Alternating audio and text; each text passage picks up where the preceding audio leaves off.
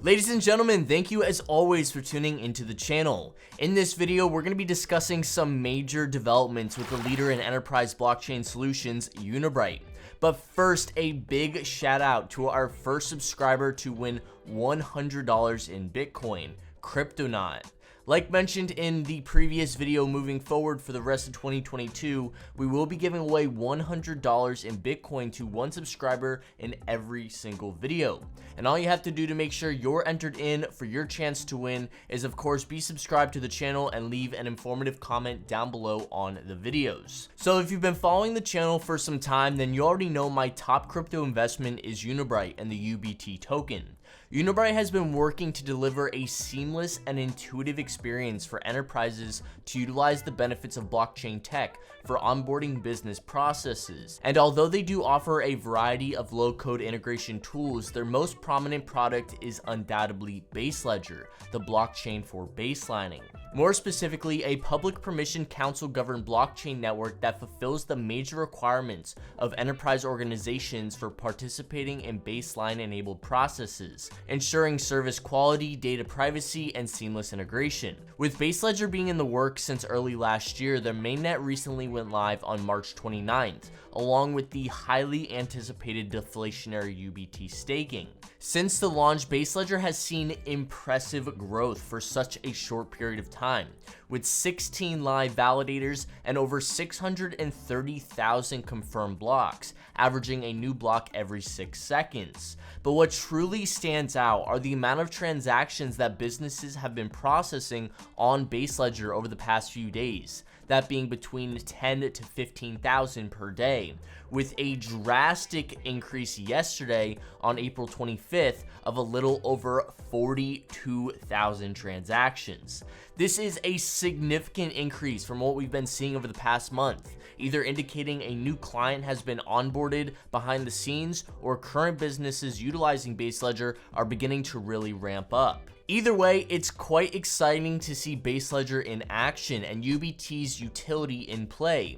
As for those that don't know, every transaction a business creates on Baseledger must be paid for via UBT tokens, which are acquired from the open market and removed from the total supply. On top of this, UBT staking speeds up the deflationary aspect of the token, since when tokens are locked up in staking pools, they are in theory removed from the open market as well. And since the launch of Baseledger only 3 weeks ago, over 17.8 million UBT tokens have been locked up in staking pools, which equates to nearly 12% of the total circulating supply in less than 1 month. And that percentage is likely to increase over the coming months as more staking pools open up and Baseledger transactions scale. I will be posting a tutorial video on how to stake UBT in the near future, so stay tuned for that if you need some guidance on the process. But aside from mainnet going live and staking thriving, April 5th is another significant date to mention, as Unibright delivered results for their feasibility study for the European Investment Fund, which, for those who aren't aware, the European Investment Fund, or EIF for short, is Europe's leading developer of risk financing with a central mission to support small and medium-sized enterprises by enhancing their access to finance. With over 1 million businesses benefiting from their services and with the backing from the European Investment Bank, the European Union, and a wide range of public and private banks and financial institutions, the EIF being a potential client of Unibright and Baseledger would be astronomical, to say the least. Back in March of 2021, Unibright was commissioned to deliver a feasibility study for the EIF to examine the potential to improve service provision to EIF clients and counterparts, including financial institutions, small and medium-sized enterprises, and mandators through the usage of blockchain and notably the baseline pattern. With the study being quite extensive and tedious, we won't be covering all the details of the study in this video.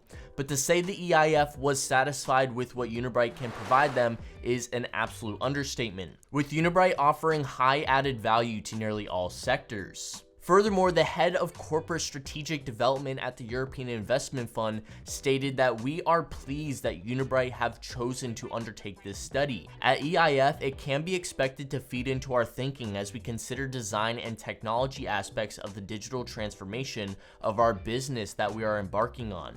Part of the attraction of baselining for us is its simplicity and general application to repetitive multi-party workflows without replacing or influencing existing systems of record, and the fact that the data itself remains safeguarded and outside of public domain. Will the Unibright team be able to secure the EIF as a client? It's too soon to say, but from the looks of it, I personally think it's very likely. So, what are your thoughts on these major developments from Unibright?